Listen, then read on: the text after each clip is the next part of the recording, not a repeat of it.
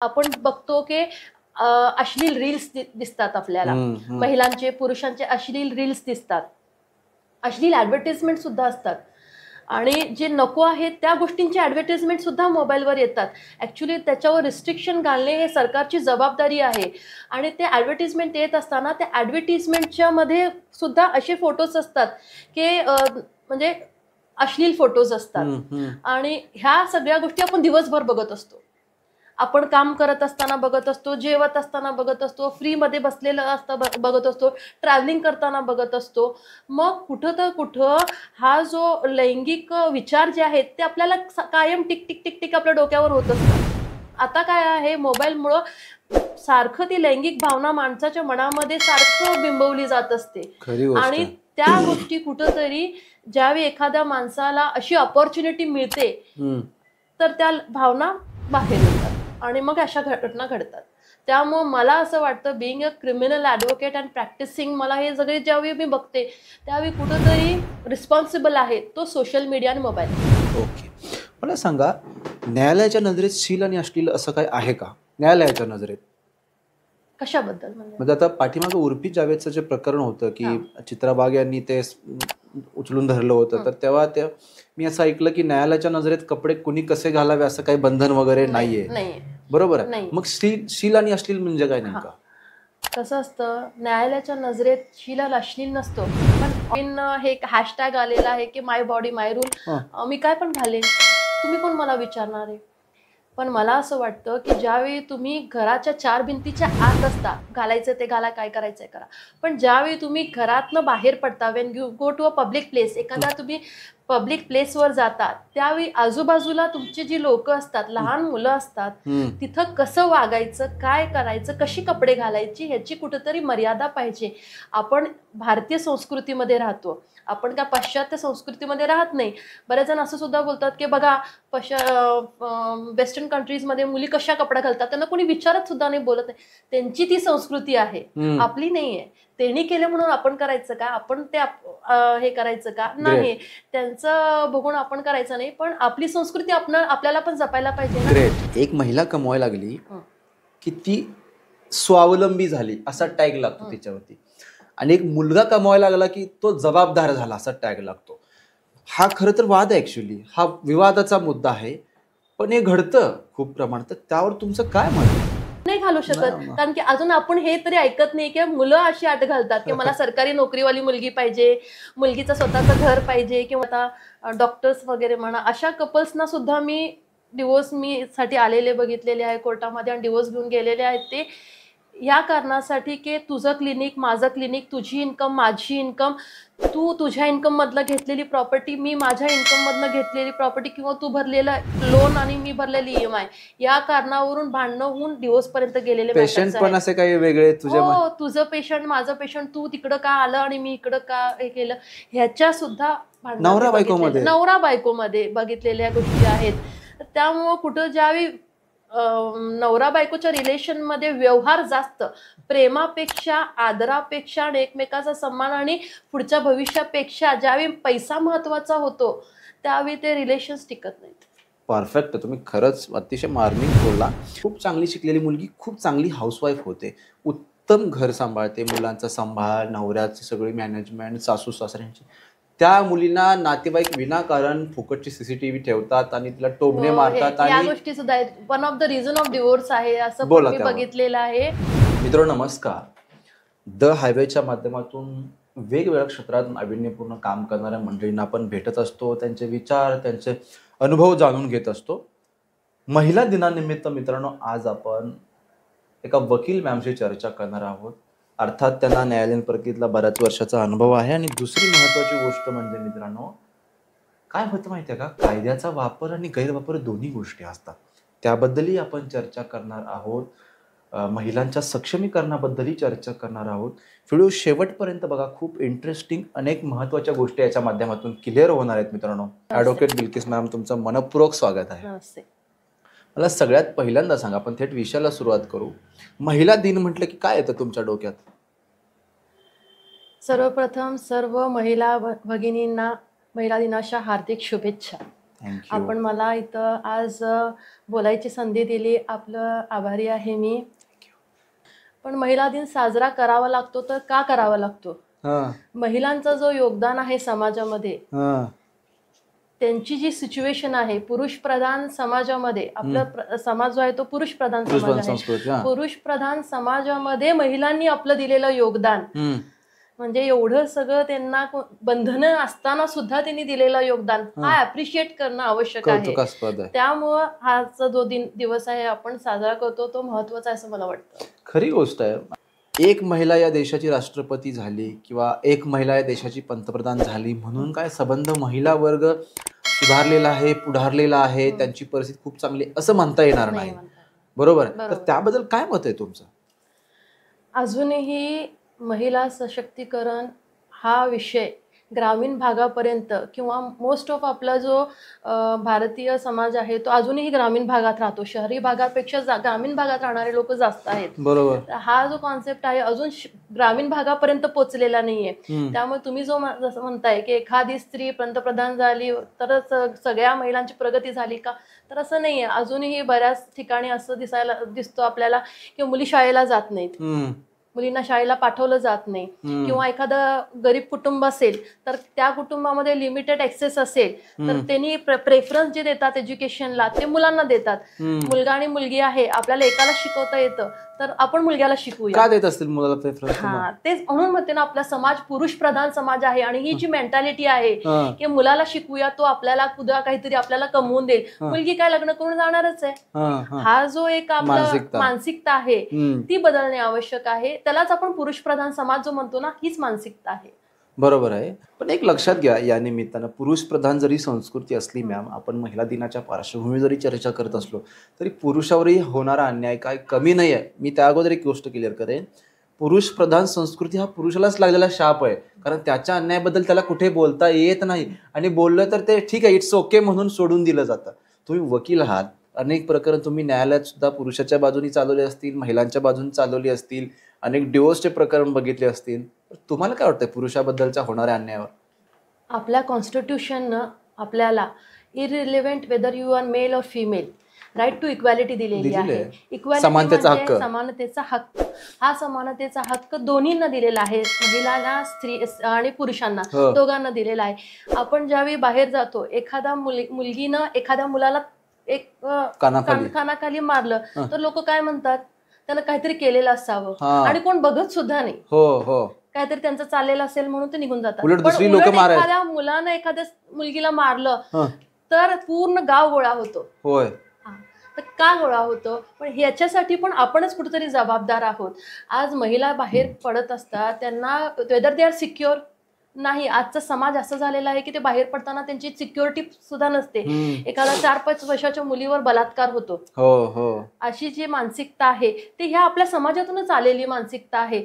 आता तुम्ही जसं सांगितला की मुलांच्या बद्दल किंवा त्यांच्यावर काही अत्याचार होत असेल तर त्याबद्दल कोणीही बोलत नाही. पण हे का झालं तर आजपर्यंत आता आपण हे बघतोय की आपल्या समोर येतात की प्रश्न की मुलांना त्रास झाला किंवा पुरुषांना त्रास झाला, पण इतक्या वर्ष महिलांनी त्रास सहन केलेला आहे ना, तो वचपा काढत नाही. वचपा काढायचं नाहीच ऍक्च्युली. कारण की कसं होतं, eye for an eye makes the entire world blind.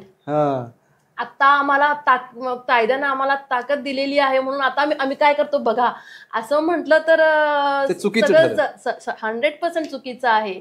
आमच्यावर एवढं वर्ष अत्याचार झाला म्हणून आता आमच्याकडे कायद्याची ताकद आहे म्हणून आता आम्ही तुम्हाला दाखवू, ही जी मानसिकता आहे ती चुकीचीच आहे. पण असं व्हायला नाही पाहिजे. पण तसं होतंय, व्हायलंय. कसं होतंय, कायदा जो आहे, स्त्रियांच्या बाजूने जे कायदे बनवले गेले ते कशासाठी बनवले गेले? That were a shield. एखादा अन्याय होत असेल तर शिल्ड प्रमाणे त्याचा उपयोग करायचं होतं, त्यासाठी ते कायदे बनवलेले आहे. त्याचा उपयोग तलवार म्हणून कोणाच्यावर वार करण्यासाठी ते कायदे बनवलेले नव्हते, पण त्याचा उपयोग तलवार म्हणून व्हायला लागलं. आता 498चा जो कायदा होता, त्या 498चा कायदा काय मला त्या अगोदर सांगा. 498चा कायदा म्हणजे हुंडाबळी. नवरा आणि त्याच्या कुटुंबातली लोकांनी जर स्त्रीला हुंड्यासाठी त्रास दिला तर ते 498 कलम लागतं. आता हा जो कलम आहे तो कशासाठी बनवला होता? स्त्रियांच्या प्रोटेक्शनसाठी बनवलेला होता की त्या महिलांना हुंड्यासाठी त्रास होऊ नये आणि जर झालं तर त्याची शिक्षा व्हावी म्हणून. पण रिसेंटली सुप्रीम कोर्टचे ऑब्झर्वेशन्स असे आले की 498 मध्ये नवऱ्याला किंवा त्याच्या फॅमिलीला अटक करायचं नाही. पहिला अटक होत होती, आता का नाही, आता अटक होत नाही. का होत नाही?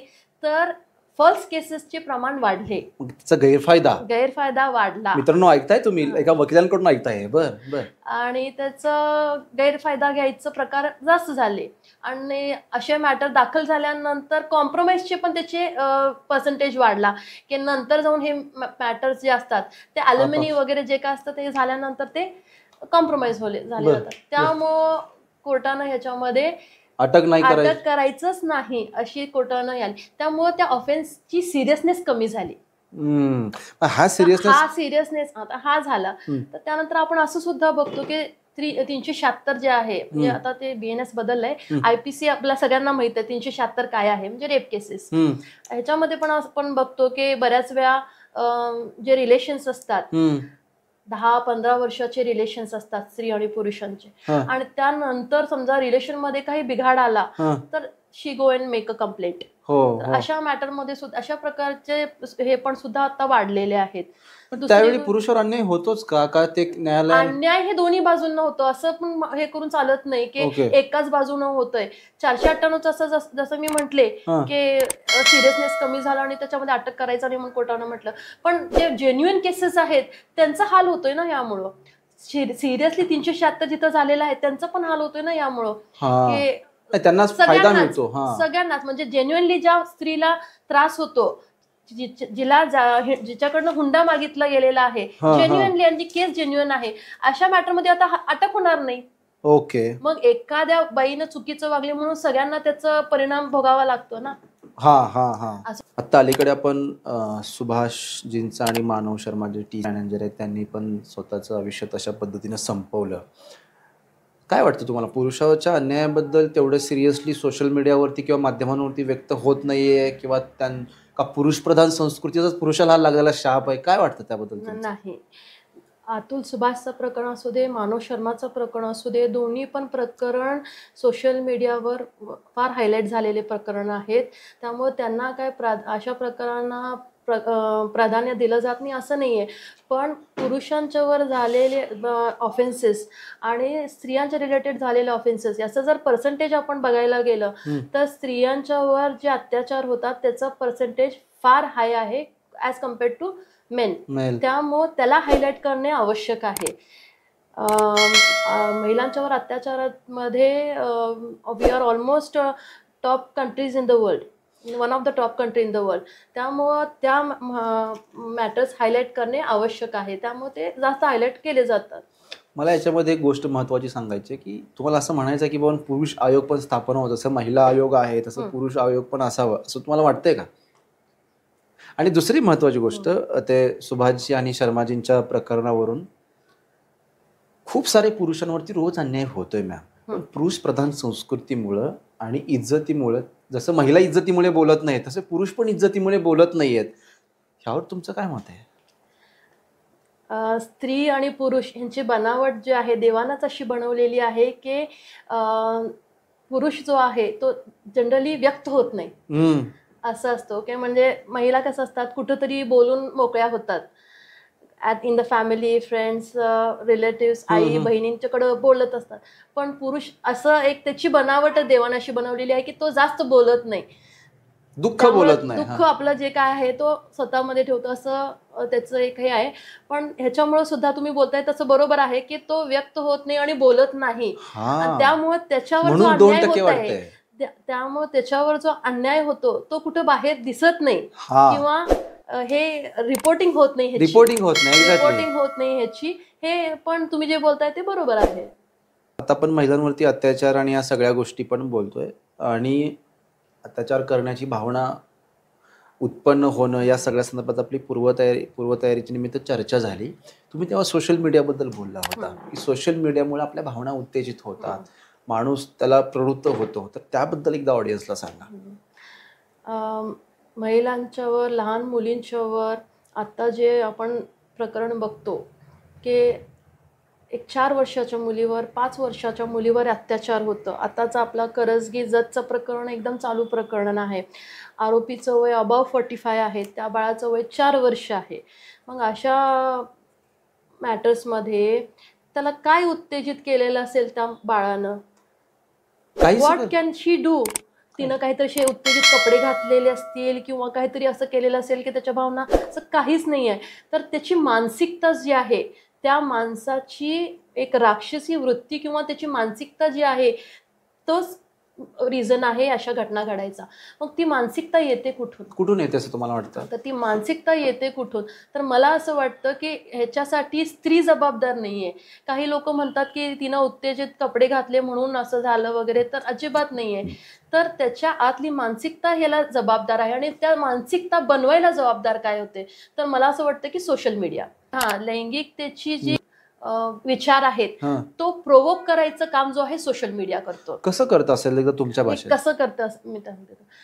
बऱ्याच वेळा आपण काय करतो, दिवसातून ॲटलिस्ट 1-2 तास तर आपण मोबाईल बघतो. एक काम झालं, एक 5 मिनिटानंतर we just scroll. Social media आपण स्क्रोल करत असतो. तुम्ही असू दे, मी असू दे, शाळेत जाणारे मुलं असू दे, काम करणारे असू दे, कुणी असू दे, सगळ्यांच्या हातात ज्यांच्याकडे मोबाईल, सोशल मीडिया आहे किंवा मोबाईलमध्ये इंटरनेट आहे, त्यांनी सगळ्यांनीच ते स्क्रोल करत असतात. आणि each and every day we see, आपण बघतो की अश्लील रील्स दिसतात आपल्याला. महिलांचे, पुरुषांचे अश्लील रील्स दिसतात. अश्लील ॲडव्हर्टाइजमेंट सुद्धा असतात. आणि जे नको आहे त्या गोष्टींची ॲडव्हर्टाइजमेंट सुद्धा मोबाईलवर येतात. ॲक्च्युली त्याच्यावर रिस्ट्रिक्शन घालणे हे सरकारची जबाबदारी आहे. आणि ते ॲडव्हर्टाइजमेंट येत असताना त्या ॲडव्हर्टाइजमेंटच्या मध्ये सुद्धा असे फोटोज असतात की म्हणजे अश्लील फोटोज असतात. आणि ह्या सगळ्या गोष्टी आपण दिवसभर बघत असतो. आपण काम करत असताना बघत असतो, जेवत असताना बघत असतो, फ्रीमध्ये बसलेलं असतं बघत असतो, ट्रॅव्हलिंग करताना बघत असतो. मग कुठं तर कुठं हा जो लैंगिक विचार जे आहेत ते आपल्याला कायम टिक टिक टिक टिक आपल्या डोक्यावर होत असतात. पहिला असं होत नव्हतं. ज्यावेळी मोबाईल नव्हता त्यावेळी आपण कामाच्या वेळी कामच करत होतो, जेवायच्या वेळी जेवतच होतो, बोलायच्या वेळी आपण बोलत होतो. त्यावेळी ह्या सगळ्या गोष्टी नसायच्या. पण आता काय आहे, मोबाईलमुळं सारखं ती लैंगिक भावना माणसाच्या मनामध्ये सारखं बिंबवली जात असते. आणि त्या गोष्टी कुठंतरी ज्यावेळी एखाद्या माणसाला अशी ऑपॉर्च्युनिटी मिळते तर त्या भावना बाहेर येतात आणि मग अशा घटना घडतात. त्यामुळे मला असं वाटतं, being a criminal advocate and practising, मला हे सगळे ज्यावेळी मी बघते त्यावेळी कुठंतरी एक मोठा जो भाग आहे ह्यातला, जो रिस्पॉन्सिबल आहे, तो सोशल मीडिया आणि मोबाईल आहे. ओके, मला सांगा, न्यायालयाच्या नजरेत शील आणि अश्लील असं काय आहे का? न्यायालयाच्या नजरेत कशाबद्दल? म्हणजे आता पाठीमागे उर्फी जावेदचं जे प्रकरण होतं की चित्रा वाघ यांनी ते उचलून धरलं होतं, तर तेव्हा मी असं ऐकलं की न्यायालयाच्या नजरेत कपडे कुणी कसे घालावे असं काही बंधन वगैरे नाहीये. बरोबर आहे? मग शील आणि अश्लील म्हणजे काय नेमका? कसं असतं, न्यायालयाच्या नजरेत शील आणि अश्लील नसतो, पण ऑब्सिन जे असतं किंवा तुम्ही पब्लिक प्लेसमध्ये कसं वागायचं ह्याचं कायदे आहेत. याचा एक नियम आहे. तुम्ही जसं म्हणताय माय बॉडी माय रूल, महिलांचं आता एक नवीन हे हॅशटॅग आलेला आहे की माय बॉडी माय रूल. मी काय पण घालेन, तुम्ही कोण मला विचारणार आहे? पण मला असं वाटतं की ज्यावेळी तुम्ही घराच्या 4 भिंतीच्या आत असता, it is up to you, your body, your rule, whatever you wear, काय घालायचं ते घाला, काय करायचंय करा. पण ज्यावेळी तुम्ही घरातनं बाहेर पडता, when you go to a public place, एखादा तुम्ही पब्लिक प्लेसवर जातात, त्यावेळी आजूबाजूला तुमची जी लोक असतात, लहान मुलं असतात, तिथं कसं वागायचं, काय करायचं, कशी कपडे घालायची, ह्याची कुठेतरी मर्यादा पाहिजे. आपण भारतीय संस्कृतीमध्ये राहतो, आपण काय पाश्चात्य संस्कृतीमध्ये राहत नाही. बरेच जण असं सुद्धा बोलतात की बघा वेस्टर्न कंट्रीजमध्ये मुली कशा कपडे घालतात, त्यांना कोणी विचारत सुद्धा नाही, बोलत नाही. त्यांची ती संस्कृती आहे, आपली नाहीये. त्यांनी केलं म्हणून आपण करायचं का? आपण ते हे करायचं का? नाही, त्यांचं बघून आपण करायचं नाही. पण आपली संस्कृती आपल्याला पण जपायला पाहिजे ना. त्यामुळं बाहेर जाताना, पब्लिक प्लेसमध्ये जाताना, इट इज आवर रिस्पॉन्सिबिलिटी की आपण कसे वागतो. ओके, एक सामान्य माझा प्रश्न आहे, याला धरूनच, कसे असले पाहिजेत पब्लिक प्लेसला कपडे? नेमके कसे असले पाहिजे? तुम्ही सांगू शकत नाही. मी सांगू शकत नाही कसे असले पाहिजे. It is up to each and every individual, कारण की त्यांना संविधानाने ते अधिकार दिलेला आहे की काय घाल. फक्त माझं एवढंच म्हणणं आहे की ते डिसेंट असावे. Okay. Decent in the sense के समोरचा बघितल्यानंतर किंवा एखादा आपल्याच घराचे किंवा कुटुंबाचे किंवा लहान मुलं असतील वगैरे, तर असे फॉर एक्झाम्पल आता उर्फी जावेदचा जसं तुम्ही सांगितला, whether in any sense that can be said to be decent, किंवा आत्ताचे जे आपण सोशल मीडियावर हिरोईन्सचे वगैरे बघतो आपण, की कुठेही ते जात असतात, जिम असू दे किंवा कोणत्याही कॉन्सर्टमध्ये असू दे, जाताना घालतात कपडे, ते त्यांच्या ह्याच्यानं असतील ठीक, पण ॲज अ कॉमन पर्सन आपल्याला ते डिसेंट वाटायला पाहिजे, बस एवढंच. खरी गोष्ट आहे.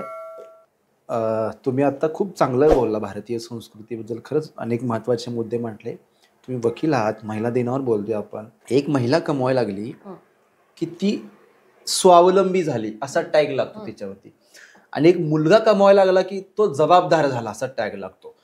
हा खरं तर वाद आहे, ॲक्च्युली हा विवादाचा मुद्दा आहे, पण हे घडतं खूप प्रमाणात. त्यावर तुमचं काय मत आहे? ह्याची सुरुवात कुठनं होते माहिती आहे? ज्यावेळी आपण मुलगी ज्यावेळी मुलगा बघत असते, तर व्हॉट आर हर एक्सपेक्टेशन? मुलग्याकडं नोकरी असायला पाहिजे, गव्हर्नमेंट नोकरी असली तर बरंच चांगलंच, किंवा मुंबई पुण्याला तो जॉब करत असला पाहिजे, स्वतःचं घर पाहिजे, आई वडील त्याच्याकडे राहायला नको, ह्या अशा तिच्या एक्सपेक्टेशन असतात. शेती तर पाहिजेच पाहिजे सगळ्यांना, करायला जरी येत नसली पण शेती तरी पाहिजेच, ह्या एक्सपेक्टेशन असतात मुलींच्या. शेती पाहिजे. हा, आता कसं आहे माहितीये का, हे एक सिक्युरिटी म्हणून पण आपण त्याच्याकडे बघितलं तर सोशल सिक्युरिटी आणि फायनान्शियल सिक्युरिटी मुलींना, त्यासाठी असल्या हे केले जातात. पण या गोष्टी काही सगळ्यांनाच पटतात अशी नाहीये. ह्या इथनं सुरुवात होते ऍक्च्युली. आणि जर आता आपण जे बोलतो, आता महिला दिन आहे म्हटल्यावर महिलांच्या बद्दलच सगळं कौतुक करावं असं नाहीये, पण जिथं चुकत असेल तिथं चुकीचं सांगणं आवश्यकच आहे. सुरुवात इथनं होते. पण आपण जर विरुद्ध बाजूनं बघितलं आणि त्या मुलानं जर म्हटला की मुलगी मला सरकारी नोकरीवाली पाहिजे आणि तिनं सगळी तिची इन्कम आमच्या ह्याच्यामध्ये दोघांच्या इन्व्हेस्ट करायला पाहिजे, अशा जर अटी घातल्या तर ते कितपत योग्य होईल का? नाही घालू शकत. कारण की अजून आपण हे तरी ऐकत नाही की मुलं अशी अट घालतात की मला सरकारी नोकरीवाली मुलगी पाहिजे, मुलगीचं स्वतःचं घर पाहिजे, किंवा ते त्या घरात आम्ही राहणार, किंवा त्या इन्कम आम्ही दोघांनी वापरायची. I don't know in the future what will happen. पण आता सध्याची ती सिच्युएशन अशी आहे की हे सगळं असं दिसतं. आणि त्यामुळं कसं होतं माहितीये का, हे जे एक लग्न म्हणजे काय असतं, दोघांनी एकमेकांना साथ देऊन आयुष्य घालवण्याचं एक बंधन असतो. पण ह्याला कुठंतरी व्यावहारिक टर्न येतो आणि इथनं जे सुरुवात होते की हे पाहिजे, ते पाहिजे, ते असंच पाहिजे, आईवडिलांनी राहायला नाही पाहिजे, आईवडिलांनी कुठं तर राहायचं. आणि जर तो सिंगल मुलगा असला तर त्या बिचाऱ्याच्या आईवडिलांनी कुठं जायचं, त्यांना कोण सांगा? सगळ्यांनाच मी सांगेन, जसं लग्न जे आहे दोघांची जबाबदारी आहे, एकाची नाहीये. आणि जबाबदारीमध्ये फक्त तू आणि मीच नसतो, जबाबदारीमध्ये माझे आई वडील पण आहेत आणि तुझे आई वडील पण आहेत. जसं मी घर सोडून जरी आले असेल तर माझ्या आई वडिलांची जबाबदारी माझ्यावर आहे. मी जर मिळवत असेल तर मी तिकडं पण इन्व्हेस्ट करणार, त्यांना पण देणार, कारण की मला इथंपर्यंत आणण्यामध्ये त्यांचा हात आहे, इथं पण मला कमवती करण्यामध्ये त्यांचा हात आहे. आज ते जर वयस्कर झाले असतील तर त्यांचं घर मी थोडंसं त्याला मदत केलं तर काय फरक पडली? ही पण भावना माझ्यामध्ये पाहिजे, माझ्या नवऱ्यामध्ये पाहिजे. आणि त्याला पण असं मुलगीमध्ये पण हे पाहिजे की तो आहे कुणामुळे आहे, तर त्याच्या आई वडिलांमुळे आहे. आज तो इथंपर्यंत आलेला आहे, तो शिकलेला आहे, कमवता झालाय, आणि आपल्याला सांभाळण्याच्या तो योग्य झालाय, तर त्याला ही योग्यता दिली कोण? तर त्याच्या आई वडिलांनी दिलेली आहे. तर आता या थकत्या वयात त्यांना सोडून द्या म्हणून आपण सांगणे हे पण योग्य नाहीये. तर हे जो कमिटमेंट असतं एकमेकांचा, दोघांचं एकमेकांसाठी, त्याला लग्न म्हणतात. व्यावहारिक तू किती कमवणार, मी किती कमवणार, घराचा ईव्हीएम तू किती भरणार, मी किती भरणार, हा जो आहे तो व्यावहारिकपणा ज्यावेळी लग्नामध्ये येतो ती लग्न टिकत नाही. मला एक तुमचा अनुभव सांगा ना. तुम्ही बऱ्याच केसेस लढला असाल की EMI वरून आणि ह्या लोन वरून कपल्स वेगळे होत. मी कितपत बघितलेले आहे की प्रोफेशनल म्हणजे आता डॉक्टर्स वगैरे म्हणा, अशा कपल्सना सुद्धा मी डिवोर्स साठी आलेले बघितलेले आहे कोर्टामध्ये, आणि डिवोर्स घेऊन गेलेले आहेत ते या कारणासाठी की तुझं क्लिनिक, माझं क्लिनिक, तुझी इन्कम, माझी इन्कम, तू तुझ्या इन्कम मधलं घेतलेली प्रॉपर्टी, मी माझ्या इन्कम मधनं घेतलेली प्रॉपर्टी, किंवा तू भरलेलं लोन आणि मी भरलेली EMI, या कारणावरून भांडणं होऊन डिवोर्स पर्यंत गेलेले पेशंट पण असे काही वेगळे तुझ्या हो, तुझं पेशंट माझं पेशंट, तू तिकडं का आलं आणि मी इकडं का हे केलं, ह्याच्या सुद्धा नवरा बायकोमध्ये बघितलेल्या गोष्टी आहेत. त्यामुळं कुठं ज्यावेळी नवरा बायकोच्या रिलेशन मध्ये व्यवहार जास्त, प्रेमापेक्षा, आदरापेक्षा आणि एकमेकाचा सन्मान आणि पुढच्या भविष्यापेक्षा ज्यावेळी पैसा महत्वाचा होतो, त्यावेळी ते रिलेशन्स टिकत नाहीत. परफेक्ट, तुम्ही खरंच अतिशय मार्मिक बोलला. तर दुसरी महत्वाची गोष्ट, ही खूप चांगली शिकलेली मुलगी खूप चांगली हाऊसवाईफ होते, उत्तम घर सांभाळते, मुलांचा सांभाळ, नवऱ्याची सगळी मॅनेजमेंट, सासू सासऱ्यांची. त्या मुलींना नातेवाईक विनाकारण फुकटची CCTV ठेवतात आणि तिला टोमणे मारतात. या आणि गोष्टी सुद्धा one of the reason of divorce आहे, असं मी बघितलेलं आहे. कसं होतं, मुली ज्या आहेत बऱ्याच वेळा शिकलेल्या मुली, they choose to be housewife. Housewife म्हणजे काय कमी आहे असं अजिबात मला म्हणायचं नाही, आणि मला वाटत सुद्धा नाही, कारण की माझी आई सुद्धा हाऊसवाईफ आहे. आणि I am really proud of her की शी ब्रॉट मी, तिच्यामुळे मी आज आहे. तर एखादी हाऊसवाईफ असणं हे काय कमी आहे किंवा गौण आहे असं नाहीये. पण एखादी शिकलेली मुलगी, if she choose to be an housewife, तिनं जर हे चूज केलं की मी घर सांभाळेन, मुलं सांभाळेन, जर असं तिनं चूज केलं तर काय होतं, घरातले नातेवाईक असतात वगैरे, अरे मुलगी एवढी हुशार होतीस, काय तुझं आयुष्य मात्रा झाला, घरी बसलीस, काय शिक्षणाचा तुझा उपयोग झाला, असं म्हणून तिला टोमणे मारणारे कितीतरी नातेवाईक असतात. तू घरीच असतीस, अरे मग काय उपयोग, एवढी तू हुशार होतीस, कॉलेजमध्ये एवढे मार्क पाडायचीस, किती हुशार आहे, आणि आज तू घरी आहेस. आज घरी आहे म्हणजे काय, मग ती घरी आहे म्हणजे तिचा काय उपयोग नाहीये का? आहे ना. आणि भविष्यामध्ये ती काही करणार नाही का? बऱ्याच वेळा मुली काय चूज करतात की लग्न झालेलं असतं, नवीन लग्न, she will give time to her husband, मुलांसाठी वेळ देणं, थोडीशी मोठी मुलं झाली किंवा घर सांभाळणं, आपलं घराला, मकान और घर हे दोन जे असतात ना, हे दोन टर्म्स वेगळे असतात. एखाद्या फक्त बिल्डिंगला किंवा एखाद्या खोलीला घर म्हणत नाहीत, त्या घराला घरपण देणारी बाई असते. आणि तिनं जर तिच्या आयुष्यातली काही वर्ष ते घराला घरपण देण्यासाठी घालवत असेल, तर का नातेवाईकांना त्रास आहे? करेल ना ती. शिक्षण कुठं वाया जात नाही, शिक्षण हे कधीही तिला उपयोगीच पडणार आहे. त्यामुळं जर घराला घरपण देऊन, मुलं थोडी रेस करून, मुलं शाळेला जायला लागली वगैरे, मग ती काहीतरी करेल. पण आता तिचं चांगलं चाललेला संसार, तुम्ही असे शब्द, वाया गेलीस तू, तुझं शिक्षण वाया गेला, नवऱ्यानं तुला सगळं आयुष्य बर्बाद केला, तुला घरी बसवून टाकलं, हे जे शब्द बोलतात त्याच्यामुळं त्यांचं आयुष्य खराब होतो, त्यांचं फॅमिली लाईफ डिस्टर्ब होते, आणि बरेच मॅटर डिवोर्स पर्यंत जातात. ह्या गोष्टी कळायला पाहिजे ना लोकांना. खरी गोष्ट आहे. तुम्ही बोलता बोलता एक मला जुनी जाहिरात आठवल्यासारखं झालं. 4 भिंती म्हणजे घर नव्हे, घराला घरपण देणारी माणसं त्या घरात हवी. खरंच ग्रेट आहे मित्रांनो. आणि हे खूप महत्वाचं सांगितलं, नातेवाईकांचे टोमणे खरंच जिवारी लागणार सारखे असतात. त्याच्यामुळे खरंच फक्त चर्चेचा विषय, हा गंभीर विषय आहे. त्यामुळे आपण कसं वागतो, इव्हन आता मी लेडीजच्या बद्दलच नाही, जेंट्स बद्दल पण. एखादा मुलगा शिकलेला आहे, त्याला नोकरी नसेल, करेल ना तो नोकरी, तुम्ही त्याला प्रोत्साहन करा, हे बघ ते बघ. तुम्ही त्याला टोमणे मारताय, तो काम करत नाही, तो नोकरी करत नाही, अजूनही तुला नोकरी लागली नाही, अजूनही तू तुझ्या आई वडिलांच्यावर अजून, असं सांगणारे नातेवाईक कितीतरी आहेत. पण त्याला नोकरीसाठी मदत करणारे किती असतील? एक पण नाहीये. बोलायला सगळेजण येतात, पण करायला कुणी येत नाही. त्यामुळे what we speak to other, आपण दुसऱ्यांची काय बोलतो, तुम्हाला काही मदत करता येत नाही, at least you speak nicely to him. पण कुणाचं तुमच्या शब्दांमुळे कुणाचं आयुष्य बर्बाद होईल असं तर का? पैसा असणं म्हणजे फक्त घर सांभाळणं नव्हे. घर सांभाळण्यासाठी खूप बऱ्याच गोष्टी लागतात. एकदा तुमच्या भाषेत प्रेक्षकांना सांगा. आता तुम्ही सांगितलं जसं की पैसा असण्यानं घर होत नाही, तर हे बरोबर आहे. कारण की घर जे आहे ते माणसांमुळं होतं, एकमेकांच्या बद्दल असलेल्या अटॅचमेंट आणि प्रेमामुळं घराला घरपण येतं, पैशामुळं येत नाही. पैसे कितीही कमवा तुम्ही, दोघं जण मिळवते असतात. मी अशी सुद्धा मॅटर्स बघितलेले आहे, दोघं जण अफाट मिळवते असतात, पण एकमेकांना द्यायला वेळ सुद्धा नसतो दोघांना. ती कुठंतरी सकाळपासून संध्याकाळपर्यंत कामावर असतं, हा कुठंतरी सकाळपासून संध्याकाळपर्यंत कामावर असतं, आणि दोघांच्या मध्ये अटॅचमेंट पण राहिलेली नसते. आणि एक घर असे सुद्धा बघितलेले आहेत की किरकोळ दोघं जण काम करतात, किंवा एकटा नवरा काम करतो, आणि दोघं जण संध्याकाळी बसून जेवून एकत्र एकदम मस्त मजेत राहतात. त्यामुळं पैसा हा सगळं काही नाहीये. एकमेकांच्या बद्दल प्रेम, आदर आणि भावना आणि घरपण, ह्याच्यामुळं घराला घरपण येतं. पैशामुळे येत नाही असं मला वाटतं. त्यामुळे आजकालची धावपळ, सगळ्यांची धावपळ पैशाच्या मागे आहे. काहीतरी करून पैसा मिळवायचा. आणि हे पण कशासाठी येतं, सोशल मीडिया. मला प्रत्येक गोष्टीमध्ये सोशल मीडियाचं आहे ना, चांगलं आहेच, पण त्याच्यामध्ये काय होतं, आता तुम्ही जर बघितला तर आपले फॅमिली किंवा आपले रिलेटिव्ह, आपले फ्रेंड्स असतात. आम्ही बालीला फिरायला गेलो, आम्ही मालदीव्सला फिरायला गेलो, आम्ही नवीन घर घेतलं, आम्ही नवीन गाडी घेतली.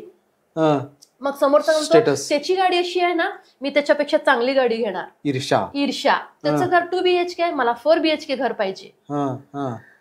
त्याची मुलं या शाळेत जातात, मी त्या शाळेत पाठवणार. का तुम्हाला एवढी धावपळ करायची आहे ना? You earn as per your capacity and you enjoy as per your capacity. फक्त मिळवण्यासाठीची ही धावपळ, पैसे मिळवण्याची ही धावपळ जे आहे ना, ते कुठंतरी थांबायला पाहिजे. मिळवलेले पैसे आपल्याला स्वतःला एन्जॉय करता यायला पाहिजे. आता जो वेळ चाललेला आहे आपला, तो भविष्यात कधी आपल्याला परत मिळणार नाहीये. आणि जे देवानं आपल्याला दिलेलं आहे, थोडं असू दे किंवा जास्त असू दे, दॅट दिलेलं ते एन्जॉय करायला यायला पाहिजे तुम्हाला. ते पहिला तुम्ही शिका. पुढं तुम्ही तुमच्या एफर्ट्सनं, तुमच्या मेहनतीने आणखीन मिळवाल, पण वेळ कधी तुम्ही मिळवू शकत नाही. हे जे आता गेलेली वेळ आहे ते तुम्ही कधी मिळवू शकत नाही. त्यामुळं जे दिलेलं आहे, त्या दिलेल्या इन्कममध्ये तुम्ही तुमच्या कुटुंबाबरोबर, तुमच्या फॅमिली बरोबर एन्जॉय करा, इररिलेव्हंट ऑफ अदर पीपल. दुसरं काय म्हणतात, काय नाही करत, ते काय करतात, काय नाही, यापेक्षा तुम्ही काय करता हे महत्वाचं आहे. तर एक गोष्ट आता लागून माझा दुसरा प्रश्न, खरी गोष्ट आहे, तुम्ही सांगितलं, खूप मार्मिक सांगितलं. दुसरी महत्वाची गोष्ट आहे की एकमेकांना पेस. अर्थात हा महिला दिन आहे म्हणून महिला आणि पुरुषाशी संबंधित विषय फिरवतोय आपण सगळे. एकमेकांना पेस देण्याचे, अरे माझं व्यक्ती स्वातंत्र्य, माझा जरी नवरा असला तरी मला व्यक्ती स्वातंत्र्य आहे, किंवा नवरा जरी असला तरी अरे मला शेवटी व्यक्ती असू द्या, मला त्याच्याबद्दल दुमत नाहीये. व्यक्ती स्वातंत्र्याच्या नावाखाली जे तुम्ही अफेअर मेंटेन करता, त्याच्यामुळे कुटुंब जे उद्ध्वस्त होतं, जन्माला दिलेली मुलांचं जे प्रॉब्लेम क्रिएट होतात, त्याबद्दल तुमचं वकील म्हणून काय मत आहे? ज्यावेळी तुम्ही एखाद्या व्यक्तीशी लग्न करता, when you are a husband, you are committed to wife, and when you are a wife, you are committed to husband. त्यालाच लग्न म्हणतात. मग तुम्ही एका लग्न बंधनात अडकलेला आहात एकमेकांच्या मध्ये. मग अशा वेळी it is your responsibility and your duty. तुम्हाला जर बाहेर अफेअर करायचं असेल तर तुम्ही त्या लग्न बंधनातून बाहेर पडा. एकमेकांना त्रास, बरेच जण काय म्हणतात, व्यक्ती स्वातंत्र्य आहे, मी अफेअर मेंटेन केलं म्हणून काय झालं.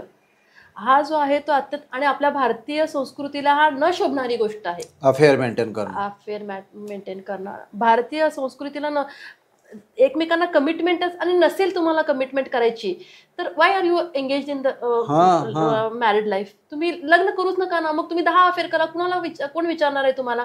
पण एखादा व्यक्ती तुमच्यावर विश्वास करून तुमच्याशी लग्न करतो की तुम्ही त्याचा साथ देणार आणि त्याच्याशी प्रामाणिक राहणार, हा ज्यावेळी तो विचार करून तुमच्याशी लग्न करतो, तर त्याची एक्सपेक्टेशन तुम्ही पूर्ण करायला पाहिजे. Retrospective you have to be expecting the same from him. तो पण करायला पाहिजे, ती पण करायला पाहिजे. मग त्यामुळे व्यक्ती स्वातंत्र्याच्या नावानं व्यभिचार जर होत असेल तर त्याला मी समर्थन करत नाही. व्यक्ती स्वातंत्र्य नाही करत, पण खूप वाढते हे मॅम.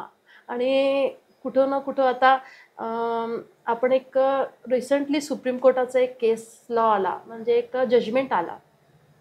सुप्रीम कोर्टाचा आहे म्हटल्यावर आपल्या सगळ्यांच्या वरती बंधनकारक आहे, आपल्याला सगळ्यांना मान्य करावा लागेलच. पण संविधानानं मला हे अधिकार दिले की तो जजमेंट मी क्रिटिसाइज करू शकते. मला तो अधिकार आहे. मी क्रिटिसाइज करण्यासाठी का सांगते की तो जजमेंट असा होता की एखादी स्त्री जर लग्नामध्ये, एखाद्या पुरुषाच्या लग्नामध्ये आहे, ते एकत्र राहतात, आणि ती जर एखाद्या दुसऱ्या पुरुषाकडनं गरोदर राहिली आणि तो जो बाळ आहे तो दुसऱ्या पुरुषाचा आहे, हे DNA ने पण सिद्ध जर झाला, तरी त्या हजबंडनं, म्हणजे नवऱ्यानं त्या बाळाला मेंटेन करायचं असं सुप्रीम कोर्टाचं रिसेंट जजमेंट आला. हा जो जजमेंट आहे तो मला, it is binding upon all of us, त्यामुळे आपल्याला ते फॉलो करणे आवश्यक आहे. ते वी विल फॉलो एव्हरीथिंग. पण तो कुठेतरी एक माणूस म्हणून, एक व्यक्ती म्हणून मला तो जजमेंट पटलेला नाहीये. कारण की अशा ह्याच्यामुळं हा जो अडल्ट्रीचा भाग आहे किंवा व्यभिचार जो आहे तो वाढणार असं मला वाटतं. अर्थात आता हे बघा ना, म्हणजे त्यांचे काही इंग्रजी शब्द तुमच्या लक्षात आले नसेल मित्रांनो, पण मी तुम्हाला सांगतो. समजा एक पती पत्नी एकत्र राहतात, त्यांचं लग्न झालंय, ते एकत्र संसार करतात आणि त्या महिलेचं जर बाहेर अफेअर आहे, तुमच्या भाषेत लफडा आहे आणि त्यातून जर ती गर्भधारणा झाली, ती प्रेग्नंट राहिली, डिलिव्हरी झाली, जे होणारं मूल आहे तर त्या प्रियकरांना सांभाळता नवऱ्याने सांभाळावं. त्याचा मेंटेनन्सचा जो मेंटेन करायचा जो हे आहे तो नवऱ्यावर आहे, रिस्पॉन्सिबिलिटी आहे, असं सुप्रीम कोर्टचा जो जजमेंट आला तो ऍक्च्युली आला कशासाठी, त्याचं मागचं कारण असं सुप्रीम कोर्टचा रिझन असा होता की जे काय झालेलं आहे पण त्या मुलाच्या भविष्यासाठी की त्या बाळाचा पण विचार करायला पाहिजे, तो व्यभिचारामधनं जन्मलेला बाळ आहे असं त्याच्यावर टॅग नाही बसायला पाहिजे. ओके. त्यामुळं त्याची मेंटेनन्सची जबाबदारी त्या वडिलांच्या वर दिलेली आहे असं रिझन सुप्रीम कोर्टानं दिलेलं आहे त्यामध्ये. आणि ते एक ह्याच्यानं बरोबर पण आहे, पण कसं होतं माहितीये का, अशामुळं ह्या अशा जे प्रकार आहेत ते फार वाढणार, विवाहबाह्य संबंधाचे. तुम्हाला काय वाटतं की सोशल मीडियामुळे सगळं खराब होते? मला असं वाटतं की जसं फंडामेंटल राईट्स आहेत, आपले संविधानानं आपल्याला दिलेले अधिकार आहेत, तसेच संविधानानं directive principles of state policy पण आहे की सरकारवर काही जबाबदाऱ्या टाकलेल्या आहेत. ते सरकारनं त्या जबाबदाऱ्या योग्य रीतीने हाताळणं आवश्यक आहे. जसं की आता सोशल मीडिया, आपण जे दुसरी कंट्रीज बघितलं, चायना असू दे, कोरिया असू दे, अशा कंट्रीजमध्ये आपण बघितलं तर सोशल मीडियावर रिस्ट्रिक्शन्स आहेत, काय बघायचं आणि काय नाही ह्याच्यावर. आणि ते आपल्या गव्हर्नमेंटला पण टाकता येतात पण ते टाकत नाही आहेत. आता जसं मी आता जस्ट आपल्याला सांगितले की सोशल मीडिया आपण ओपन केलं तर अश्लील व्हिडिओज, रील्स आणि ऍडव्हर्टिजमेंट आपल्याला दिसत असतात. मग हे दिसण्यासाठी ह्याला रिस्ट्रिक्शन सरकारला घालता येतात की नाही. आता कोरोनाच्या काळात सगळ्या मुलांच्या हातात मोबाईल दिलं गेलं. माझी मुलं 9वी 10वीत असताना तेव्हापर्यंत मी त्यांना हातात मोबाईल दिलेला नव्हता. आणि माझं असं एक मत होतं की when they will attend majority मी त्यांना मोबाईल देणार. पण कोरोना आला आणि ऑनलाईन चालू झालं आणि त्यांना दोघांना पण एक मोबाईल द्यायला लागलं. मुलगा 7वीत आणि मुलगी 9वीत, दोघांना पण मला मोबाईल द्यायला लागलं. आणि मोबाईल दिल्यानंतर त्यात इंटरनेट पण द्यायची. इंटरनेट दिली की मग आता मी काही दिवसभर त्यांच्या मोबाईलमध्ये बघत बसू शकत नाही ते काय बघतात म्हणून. मग एकदा ते मोबाईलमध्ये इंटरनेट आलं तर they will have access to everything in the world. मग हे आई वडिलांनी, एक माता पिता म्हणून मी, एक आई वडील म्हणून मी हे करते, पेरेंट म्हणून मी कितपत त्यांना रिस्ट्रिक्शन्स घालू शकते की तुम्ही हे बघा किंवा बघा. एक मर्यादा असते. पण हे गव्हर्नमेंट करू शकतं because they are also parenting. Government म्हणजे काय असतं, आपले पेरेंट्सच असतात. They can put the restriction, त्यांना रिस्ट्रिक्शन घालता येतात, घालत नाहीयेत. पबजीवर घातलं, जसं घातलं ना पबजीवर, बाकी असं ह्याच्यावर घाला ना की अशा सोशल मीडियावर असे ऍडव्हर्टाइजमेंट येणार नाही किंवा असे रील्स जे आहेत ते रिस्ट्रिक्ट बंद करून टाका. ते करत नाही ना तर तुम्ही ते करायला पाहिजे गव्हर्नमेंटनं की असे अश्लील वगैरे रील्स जे असतात ते बंद तुम्ही करून बघा. मी काय म्हणते, एक सजेशन मी गव्हर्नमेंटला देईन की तुम्ही 6 महिन्यासाठी का असे ना हे जे अश्लील व्हिडिओज, रील्स आहेत, ऍडव्हर्टाइज आहेत, हे सगळ्यांवर 6 महिन्यासाठी बंदी घाला. आणि मग तुम्ही ऑफेन्सेसचा जो प्रमाण आहे, क्राईमचा जो रेट आहे तो किती होतो एकदा बघा. मित्रांनो, हे फक्त त्यांचं वकील म्हणून मत नाही, एक आई म्हणून सुद्धा मत आहे मित्रांनो.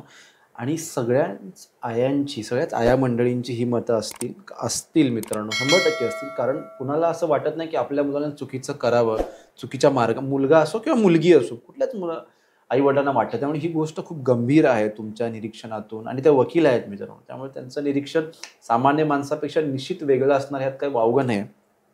मला दुसरी एक महत्त्वाची या निमित्तानं गोष्ट नमूद करायची आहे. महिला कधी पुढारतील, कधी चांगल्या पातळीवरती असेल तुम्हाला वाटते?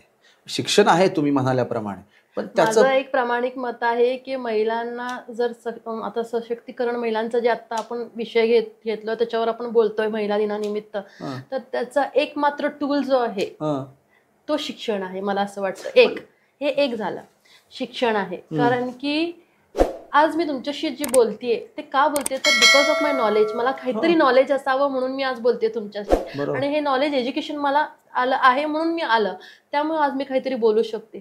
तर हा जो बोलायचं म्हणतात ना, आता बाबासाहेब आंबेडकरांनी सांगितलं की शिक्षण हे वाघिणीचं दूध आहे. त्यामुळं ते पिलं पाहिजे, सगळ्यांना मिळालं पाहिजे असं मला वाटतं. आणि खास करून स्त्रियांना पण काय आहे ना, पुन्हा तेच आहे, पुरुष प्रधान संस्कृतीमुळे स्त्रियांच्या कार्यक्षमतेला दाबलं जातं आणि अनेक घरांमध्ये एक मनू भाकर नॅशनल आणि इंटरनॅशनलला खेळल्या म्हणून प्रत्येक मुलीला खेळवलं जात नाहीये. साधा स्पोर्ट ड्रेस घालून मुलगी घरातनं बाहेर पडली तर तिच्या शरीराच्या आकाराकडे बघून लोक वाईट टिप्पणी करतील म्हणून आई वडील पाठवत नाहीये. अशा मानसिकतेत मुली कशा शिकल्या पाहिजे तुम्ही सांगा. अशा मानसिकतेमध्ये सगळ्यात प्रथम जे येतं, घरातनं शिक्षण जे जातं आपलं, ते मुलगी असू दे किंवा मुलगा असू दे, ह्या दोघांना आपण काय संस्कार देतो हे पण आहे. एज्युकेशन आणि संस्कार हे दोन्ही पाहिजे. आपण नुसतं शिक्षण नाही, शिकलं म्हणजे सुसंस्कृत झालं असं नाहीये.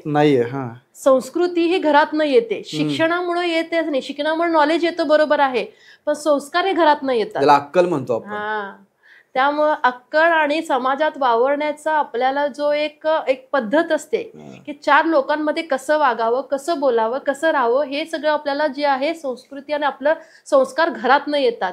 ती मुलगी बाहेर जाते तर आपण काय म्हणतो, हे आपली मुलगी बाहेर जाताना तिनं स्पोर्ट्स कपडे घातलेले आहेत, आता तिला कसं कोणी बघतील, नको बाई तू जाऊ नकोस, घरातच बस. तर बघणारे जे 4 लोक बघतील आणि कोणतं बोलतील, ते 4 लोक कोण आहेत, तर ती 4 लोक आपलीच आहेत. हे आपल्याला कळायला पाहिजे ना. 4 लोक जे तिला बघणार किंवा तिच्याबद्दल वाईट बोलणार ते आपलाच समाज आहे, आपलीच लोक आहेत. तर त्या 4 लोकांमध्ये आपल्या घरातले पण पुरुष असतील, आपल्या घरातले 4 पुरुषांच्या बद्दल पण बाकीच्या स्त्रिया असंच बोलत असतील की तिच्या घरातली मुलगी बाहेर पडत असताना हे 4 लोक काय बोलतील, आणि त्या 4 लोकांत मग आपण येतो. मग त्यामुळं ते 4 लोक ज्यावेळी आपण असतो त्यावेळी आपण कसं वागलं जातं. आपणच दुसरीची मुलगी जात असे ना, आपण म्हणतो बघ कसे कपडे घातले तिनं, हे बघ, एकमेकांना आपण खुनवत असतो. हे ज्यावेळी आपण बंद करू ना, त्यावेळी ती मुलगी बाहेर व्यवस्थित पडेल आणि आपली पण मुलगी बाहेर व्यवस्थित पडेल. त्याला काही वाईट वाटणार नाही किंवा वावगं वाटणार नाही बाहेर पडताना. आई म्हणून मुलीवर संस्कार करत असताना काय गोष्टी महत्वाच्या असतात? आई म्हणून मुलगीवर संस्कार करत असताना नॉट ओनली गर्ल, ऑल्सो सन. नाही, दोन्ही पण सांगेन मी. मुलगा आणि मुलगी काय वेगळे असतात तसं नाही, दोघांना पण तेच संस्कार करायला पाहिजे. मुलगीला ज्यावेळी मुलगी 12-13 वर्षाची होते, आपण म्हणतो जा चहा जरा करायला शिक, जा जरा बघ, जरा किचन मध्ये आता पाय ठेव, कारण की आता पुढे जाऊन तुला सगळं स्वयंपाक करायचा आहे. पण 12-13 वर्षाच्या मुलग्याला आपण सांगत नाही की चहा कर जा म्हणून, आणि तू जरा शिक की कसं शिकायचं आहे म्हणून, असं सांगत नाही. हा जो डिफरन्स घरातनं सुरू होतो ना, इथं स्त्रीवाद पेरला जातो. तिथनच.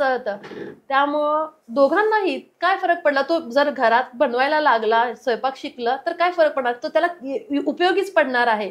पण एक म्हणतो ना, एक हे असतं, पुरुषपणा जो असतो तो कुठंतरी त्याचा धक्का लागला जातो, असं म्हणतो की त्याला. आणि घरातलेच लोक म्हणतात त्याला कशाला पाठवलीस, तो कशाला चहा करेल, तो मुलगा आहे, मुलगा असल्या म्हणून काय झालं, कर चहा, काय फरक पडणार आहे. हे आपण घरात शिकवायला पाहिजे, आणि दोघांना पण, मुलगीला पण आणि मुलगाला पण. आणि जसं मी आता सांगितले, ज्यावेळी वी वर डिस्कसिंग फॅमिली, तर मुलगीला सुद्धा आपण हे सांगायला पाहिजे की जसं तुझे आई वडील आहेत, तुझ्या आई वडिलांच्या बद्दल जसं तुला प्रेम आहे, तसं त्याचे आई वडील आहेत, त्याच्या आई वडिलांच्या बद्दल पण प्रेम आहे त्याला. तू जर शिकलीस, एकत्र तुम्ही लग्न जरी केला, तर तू जसं तुझ्या मनामध्ये असतो की माझ्या आई वडिलांनी चांगलं राहावं, तसे त्याचे पण आई वडील असतात. लहान असताना तुम्हाला टाकून दिलेलं नसतं, आई वडिलांनी सांभाळलेलं असतं. तसं त्यांच्या वयामध्ये ज्यावेळी ते वयोवृद्ध होतात तेव्हा त्यांना आपली आवश्यकता असते. त्यावेळी त्यांना कुठंतरी वृद्धाश्रमामध्ये टाकणं हे अपेक्षा नसते आपली. त्यामुळे जसं त्यांनी रात्रभर जागून तुम्हाला मोठं केलेलं आहे, स्वतःची रात्रीची झोप मोडून, दिवसाचं आहे म्हणून, लहानपणी तुम्ही ज्यावेळी तुम्हाला आम्ही ज्यावेळी बाळाला डोस देतो, रात्रभर बाळ जागत असताना त्याच्याबरोबर आई वडील जागत असतात. मग असे कितीतरी रात्र त्यांनी तुमच्यासाठी काढलेले असतात. मग तुम्ही आता ह्या उतार वयात त्यांना जर कुठं वृद्धाश्रममध्ये टाकून दिला तर ते तुमची जबाबदारी नाहीये का त्यांच्यासाठी काही करणे? हे दोघांना कळायला पाहिजे. माझे आई वडील जसे माझे आई वडील आहेत, त्याच्या नवऱ्याचे आई वडील पण माझे आई वडील आहेत, हे शिकवणं महत्वाचं आहे. दोघांनी मिळून दोघांना सांभाळा, दोघांनी मिळून घर सांभाळा, दोघांनी मिळून पैसा कमवा, दोघांनी मिळून मुलांना मोठं करा ना. हे ज्यावेळी मिळून होतं ना, त्यावेळी सगळं व्यवस्थित चालतं. ओके, खूप चांगलं सांगितलं तुम्ही. सामूहिक विचार, ज्याला व्यक्ती केंद्रित पेक्षा समूह केंद्रित ज्याला आपण विचार म्हणतो, हे खूप महत्त्वाचं सांगितलं. पण एक दुसरी बाजू आहे, निसर्गाने काही गोष्टी दिल्या म्हणून आपण आई वडील होतो का? आई वडिलांसाठी वेगळं काय करायला लागतं, पण आई वडील हे पद एखाद्या प्राईम मिनिस्टरपेक्षा, राष्ट्रपतीपेक्षा, कलेक्टरपेक्षा मोठं आहे माझ्या हो, अभ्यासानुसार. 100%. ह्या पदाला न्याय देण्यासाठी प्रत्येक कॅपेबल आहे असं मला वाटत नाही मॅम. कारण का माहिती आहे का, बऱ्याचदा काय होतं, आई वडिलांच्या अंतर्गत भांडणांमुळे मुलं बिघडली आणि मुलं व्यसनाधीन झाली, मुलं गुन्हेगारीकडे वळाली. याची खूप उदाहरणं समाजामध्ये आहेत. तर आई वडील होणं म्हणजे काय, एकदा तुम्ही महिला दिनानिमित्त सांगा. मुलं जन्माला घालणे हे नैसर्गिक प्रक्रिया आहे. आणि इवन ॲनिमल्स जे आहेत ते सुद्धा मुलं जन्माला घालतात. मग मनुष्याला जे देवानं मनुष्याला जे दिलेलं आहे की त्यानं मुलांना जन्माला घातल्यानंतर त्यांना संस्कार करायची जे एक कॅपॅसिटी दिलेली आहे आपल्याला, ती कॅपॅसिटी जनावरांमध्ये नाहीये, ती मनुष्यामध्ये आहे. आणि तोच फरक मनुष्यामध्ये आणि जनावरांमध्ये होतो. विवेक बुद्धी आणि संस्कार जे आहे हे मनुष्यामध्ये असतो. त्यामुळे ज्यावेळी आपण मुलांना जन्माला घालतो त्यावेळी त्यांना लहानपणापासून मोठे करण्यामध्ये जे संस्कार द्यायचं भाग असतो ते दोघांचं असतं, आई वडिलांचा. फक्त आईचीच रिस्पॉन्सिबिलिटी आहे संस्कार देणं आणि वडिलांना फक्त बाहेर कमवून आणलं आणि ते घातलं, तसं नाही आहे. दोघांचे पण असतं. पहिला आपण बघायचो की वडील कामावून घरी आले की आपण घाबरून कुठेतरी जाऊन बसायचं, बाबा आले म्हणून. ते आदरयुक्त भीती होती आपल्या मनामध्ये, आदर होता त्यांचा. भीती कशात, वडिलांना काय घाबरलं म्हणजे काय हे नाही, पण आदरयुक्त भीती होती ती आपल्या मनामध्ये. मुलांना आपण कुठंतरी संस्कार देण्यामध्ये कमी पडतो का, कारण की आता मुलं इझिली फक्त गांजा असू दे किंवा हे ड्रग्स असू दे, शाळेतल्या कॉलेजमधल्या मुलं हे इझिली त्याला बळी पडतात आणि त्याचं प्रमाण इतकं वाढलेलं आहे. आणि मुली सुद्धा दे आर एडिक्टेड. आणि दुसरं म्हणजे एकमेकांना गर्लफ्रेंड बॉयफ्रेंड ठेवणे किंवा असं जे असतं हे विषय, त्याला सुद्धा आई वडिलांची संमती असते. हो असू दे, काय फरक पडतो. हा जो प्रकार आहे ना, तो कुठंतरी मला काय ते योग्य वाटत नाहीये.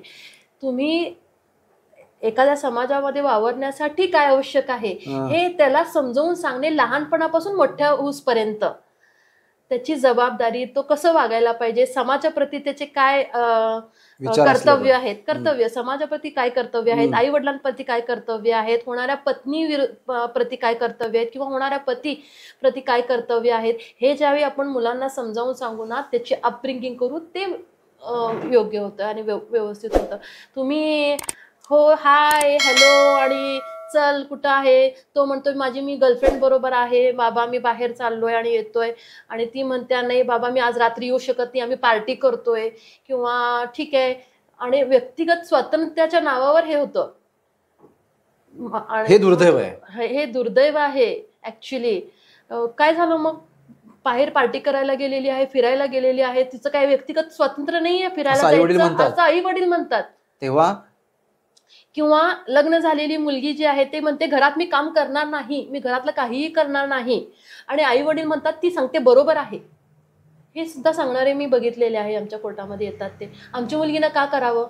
मग तोच जर पुरुष म्हटला की मी पण कमवत नाही, मी घरीच बसणार, नाही कमवत मी घरी बसतो, चालेल का तसं.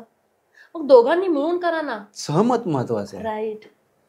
काय चुकीच्या ज्या गोष्टी होतात त्याला थांबवण्याचं काम आई वडिलांचं आहे, आणि ज्या व्यवस्थित आणि योग्य आणि चांगल्या गोष्टी आहेत त्या मुलांना सांगायचं, त्यांना त्यांच्या मनावर बिंबवायचं काम आई वडिलांचं आहे. आणि त्यामुळे आई वडील होतात.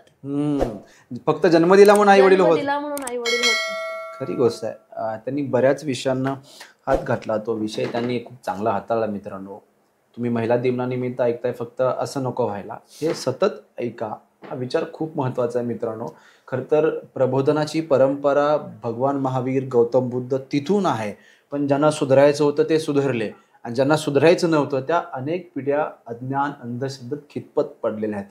शेवटी आपल्या हातात आहे. पॉर्न व्हिडिओ पण खूप आहेत सोशल मीडियावरती, आणि विचारवंतांची व्याख्यानं पण खूप आहेत. लोखंड पण एका बाजूला आहे, सोनं पण एका बाजूला आहे. निवड आपली आहे मित्रांनो, चॉईस तुम्ही करायची, चॉईस आपण करायची. आणि निवड करत असताना आई वडिलांचे संस्कार आणि समाजातल्या प्रगल्भ विचारांची असणारी लोक, त्यांचा सान्निध्य लाभणं हे खूप महत्वाचं आहे. एवढं इथं बोलवला, मला बोलायची संधी दिली, त्याच्याबद्दल आभार. यस मित्र, अशाच महत्त्वपूर्ण माहितीसाठी 10 वेळा सबस्क्राईब करा, तुर्तास मनपूर्वक धन्यवाद. तुम्हालाही विशेष आभार. थँक्यू.